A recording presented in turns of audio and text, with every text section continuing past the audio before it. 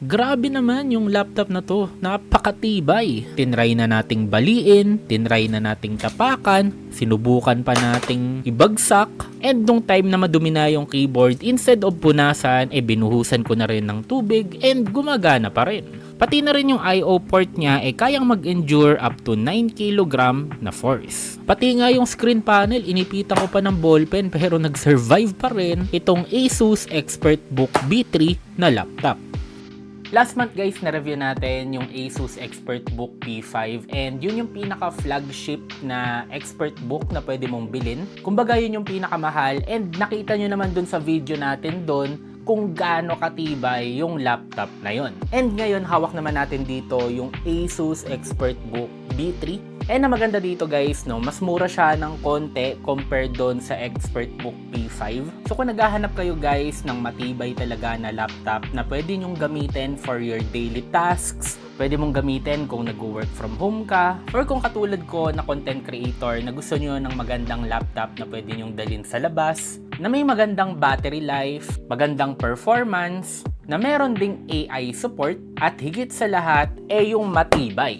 So gagawin kong straightforward yung magiging review natin para sa laptop na to, no? So pag-uusapan natin kung magkano ba siya, ano ba yung specs niya, ano ba yung maitutulong niya sa inyo, and bakit ito yung magandang bilhin. Ngayon, magkano nga ba itong Asus ExpertBook B3, no? So sasabihin ko na agad sa inyo guys, very competitive yung price niya, no? Para sa value na maibibigay niya sa inyo. So nung nilaunch siya is nagkakahalaga siya ng 62,720 pesos. Pero magandang balita, less 2,000 na lang siya ngayon. Nagkakahalaga na lang siya ng 60,720 pesos. And meron pa siyang promo pag binili nyo siya through Shopee. So number 1, may makukuha kayo ditong freebie na gaming chair. Specifically the TT Racing Duo V3 na nagkakahalaga ng 6,100 pero makukuha nyo lang ng libre pag binili nyo siya sa Shopee. And pangalawang freebie is may makukuha kayo na limited Asus Business ExpertBook na tote bag worth 1,500. And pag sa phone kayo bibili, pwede pa siyang bumaba as low as 59,520. Yan, kung nakikita nyo. Pero actually, meron ding variant na naka Intel Core Ultra 7 naman. Pero ang pag-uusapan lang muna natin sa video na to yung hawak ko ngayon dito. Pagdating naman ngayon sa battery and charging niya, so meron tayo ditong kasamang 65 watts na adapter. And based on my experience, no, mga around 1 hour and 30 minutes, kaya niya mag full charge from zero. And para sa akin, isa to sa talagang sobrang mahalaga. Actually, ito yung number 1 na hinahanap ko sa isang laptop, yung battery niya. Siyempre, gusto ko yung magtatagal. Yung kahit hindi naka-charge, kaya niyang tumagal ng 1 to 2 days ng full load ako. And bukod sa tumatagal yung battery, ang gusto ko rin, siyempre, yung mabilis mag-charge. Yung tipong nakalimutan mo nung gabi mag-charge tapos rush na may lakad ka kinabukasan. So pwede mo lang siyang isaksak habang naliligo ka, nagluluto ka, and aalis ka. Pero magagamit mo pa rin. And ngayon, pagdating naman dito sa kanyang screen and display, so meron tayo ditong 14 inches na display, 1080p yung kanyang resolution, and ang nagustuhan ko dito sa kanya, meron na siyang anti-glare coating. Ibig sabihin, kahit nandun kayo sa labas, no, makikita nyo pa rin ng malinaw yung kanyang screen, and nababawasan din niya yung eye strain pag nakatitig kayo sa screen niya. And kahit maliit lang yung laptop na to, maganda pa din at buo ang sound quality na nakukuha natin dito.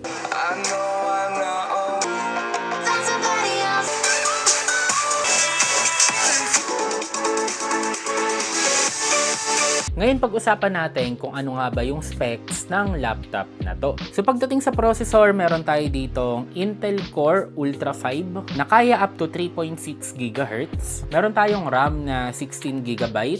Naka Windows 11 Pro na din tayo. And meron tayong 512 GB na available storage. Ngayon, pagdating naman dito sa kanyang build quality, no, so parang may mix ng aluminum and plastic yung kanyang body. Pero very premium and may pagkabigatan din actually ng konti. So pag-usapan natin guys yung mga ports niya. So meron tayo ditong dalawang USB 3.2 Gen 1 na Type A. So isa nandito sa left side niya and yung isa nandito sa right side niya. Meron din tayong dalawang USB 3.2 Gen 2 naman na USB Type C. So isa nandito sa taas ng left side and baba lang kayo ng konti. Nandito naman yung pangalawang USB Type C. Meron din tayo dito ang HDMI 2.1, 3.5mm audio jack. So kung may mga gumagamit pa rin sa inyo ng mga wired earphones, good news, supported pa din ng laptop na to. So syempre meron din tayo ditong Thunderbolt lock, meron din tayo ditong Ethernet port, and micro SD card reader. And ang maganda din dito, upgradable yung kanyang RAM and upgradable din yung kanyang storage. Ngayon guys, balik muna tayo dito sa kanyang screen and display, no? Since 14 inches nga siya, and for sure meron sa inyo na gusto yung mga mas malalaking screen. So don't worry, meron namang ibang options si Asus ExpertBook para sa inyo. Like for example, yung nasa likod ko, 16 inches yung laptop na yun. Ito yung i-upload natin sa next video natin. Ito naman yung Asus ExpertBook P1. Pero para sa akin, yung gantong type of laptop, no, talagang saktong-sakto lang. Kumbaga, mas madali siyang dalhin. And kung may backpack kayo, no, ang maganda dito is madali siyang ilagay. Kahit lagyan nyo pa ng ibang gamit yung backpack nyo, hindi agad mapupuno. Kasi hindi kinakain ng laptop yung space ng bag ninyo. And syempre, dahil lumiit siya, may mga part ng keyboard na nawala, no? Like for example, yung kanyang numpad. Kumbaga, kung familiar kayo or kung sanay kayo sa mga 75% na keyboard, gantong-ganto yung magiging layout nitong Asus ExpertBook B3. Kumbaga, kumpletong-kumpleto pa rin naman siya. And yes, mga kaboom, no? Kung makikita nyo, di ba? Pwede nyo iganto yung kanyang screen. So, kumbaga, makikita nyo, medyo may pagka-rough na nga yung pagkahawa ko sa kanya, no? Hindi na ako nagiging magaan. Lalo na itong hinge niya, tested ng up to 50,000 times na open and close cycles. So, medyo malayo. Dumi yung damit mo, kita. Huwag ka na magdamit. And speaking of hinge durability, no, even hawakan ko pa siya sa kanyang pinaka-screen. Take note sa mismong dulo ng screen, hindi dito sa main body niya, kayang-kaya niyang isupport. At hindi lang hinge yung durable, even yung pinaka-screen panel niya, talagang matibay. Kahit na biglain nyo pa siyang isara, wala kayong magiging problema. And para mas matest pa yung screen panel niya, nagtry ako mag-ipit ng ballpen dito sa mismong keyboard niya habang sinasara ko ng malakas yung screen niya, pero nag-survive pa rin yung laptop. And ang sabi din ni Asus Business, kaya niya mag-survive ng up to 120 cm na drop test or around 3 feet, pero dahil nakita ko lang yun sa event, tinry ko din ng personal.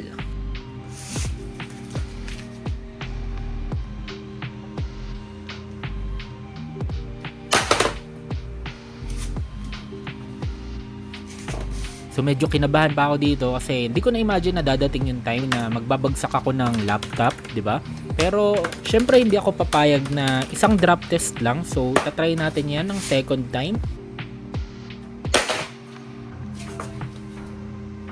And ang good news, talagang pinatunayan ni Asus na talagang durable yung laptop na to dahil buo pa din siya, nag-survive pa din siya after 2 drop tests sa semento. So far, may mga nakuha lang tayo dito na mga minor scratches, no? May mga parang visible, may mga konting talagang parang feeling ko hindi na siya matatanggal pero maliit lang naman. Pero ang mahalaga dito, yung pinaka-laptop, yung functionalities niya, and yung laptop mismo overall is gumagana naman. Sa pang bagay na sinubukan ko, tapakan yung laptop and yung current weight ko nasa around 85 kilo. Pero ayan, no, wala akong hawak, wala akong kinakapitan. Talagang pure, nakatapak ako sa 14 inches na laptop. Medyo nakakakaba, medyo may pakiramdam sa paa, pero good news, ayan, gumagana naman. Tapos normally, 'di ba, pag madumi yung keyboard mo, ang gagawin mo pupunasan mo 'yan, gagamitan mo ng tissue. Pero itong Asus ExpertBook, para malinisan mo yung keyboard niya, bubuhusan mo ng tubig. Dahil yung keyboard niya water spill resistant na. So meaning kahit basa at may mga tubig-tubig pa yung keyboard niya, gumagana pa din. So possible lahat yon dahil yung laptop na to nakapag-survive ng up to 28 procedures ng US military grade test. And balik tayo dito sa kanyang keyboard, no? So nagustuhan ko kasi to kasi number 1, so syempre meron siyang backlight. Ibig sabihin kahit na madilim, gabi, 'di ba? Wala kayong ilaw, nakikita nyo pa rin yung pinaka-keyboard niya. And pagdating naman sa typing experience, sobrang lambot nung keyboard niya. Ito yung type ng keyboard na kahit ilang oras kayo na nagta-type, parang hindi napapagod yung daliri ninyo. Kasi very light lang siya and maganda yung pagka-travel niya, no? Hindi siya kailangan ng sobrang force Pero hindi rin siya sobrang lumulubog na parang konting dampi lang ng daliri ninyo nagkakaroon na kayo ng accidental key presses, no? Kumbaga talagang saktong-sakto lang. And nakakatuwa din yung pagka-design sa kanya na pag nilapag nyo yung dalawang kamay nyo, is every button parang naabot ninyo, sobrang swak, sobrang sakto. Ayan, no, makikita nyo naman every button from the power button to the escape button, and kahit bumaba tayo, control key and yung pinaka end button, abot ko lahat. And para lang marinig nyo, konting typing test lang tayo.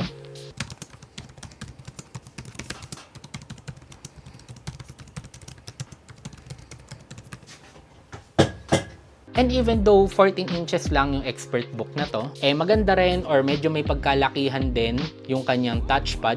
Kung mapapansin nyo, parang kasya nga 4 or kahit siguro 5 daliri ko, no? And may mga parang shortcut siya, bukod dun sa mga talagang typical na shortcut na nakikita natin sa mga touchpad. Like for example, yung dalawang finger is yun yung scroll up or scroll down. Maliban sa mga ganong features, kasi almost kahit anong laptop may ganun na eh. Ang nagustuhan ko dito, pag dito tayo sa pinakagilid ng right side, dito tayo nag-swipe, is natitrigger yung ating brightness. And pag sa kabila namang side, matitrigger naman yung volume up or volume down. And ang maganda pa dito is kung may mga ka-video call kayo, may mga ka-conference kayo, tapos gusto nyo yung private kayo or gusto nyo may privacy kayo, meron ng built-in na takip yung pinaka-webcam niya. So pwede nyo lang siyang iswipe ng ganyan lang. So swipe nyo siya pa ganun para sumara, and isa-swipe nyo pabalik para mag-open. So hindi nyo na kailangan maghanap pa ng tape, hindi nyo na kailangan pang takpan ng kung ano-ano yung webcam nyo, kasi meron na siyang tinatawag na privacy shield. And ngayon, ang gagawin naman natin guys is itatry natin siyang ikabit dito sa likod. So papalitan muna natin yung P1 nitong B3. Kakabit natin siya sa external monitor. Then titignan natin yung kanyang performance and yung konting capabilities niya for gaming. So yes mga kaboom, hindi siya for gaming, no? Pero syempre, itatry pa rin natin. Ito pala muna yung benchmark score niya dito sa Cinebench. Meron tayong 538 points para sa multicore and 91 points para sa single core. Ito naman ngayon yung nakuha nating CPU score sa Geekbench and pati na rin yung GPU score. And kagaya nga ng binanggit ko kanina, hindi talaga build for gaming yung laptop na to, kaya don't expect too much. Pero pag ang mga lalaroin mo lang yung mga light games, like for example ito Hades 2, ito rin Hollow Knight 2, kumbaga yung mga talagang magagaan lang na games, yung mga panglibang-libang lang, kaya nitong Asus ExpertBook. Hindi talaga kasi gamers yung pinaka-target ng laptop na to, pero alam ko may mga curious sa inyo. So ginawa talaga yung machine na to for business and productivity. So maganda din dito guys is compatible na siya or may mga AI na siya na features na magagamit ninyo. Like for example, meron na siyang Copilot Plus. And kung usually may mga katawag kayo, may mga ka-video call kayo, ka-conference kayo, ang maganda din dito sa laptop na to, meron na siyang AI noise cancellation. Supported din niya ang AI webcam. Meron din siyang tinatawag na AI translated subtitles and AI meeting minute. So yun yung ilan sa mga highlight AI features nitong Asus ExpertBook. Pero para mas magets or maintindihan ninyo, magpapakita ako ng example kung ano nga ba yung mga AI features na to. So ito naman ngayon guys yung sample ng webcam quality and ng sound quality nitong Asus ExpertBook B3.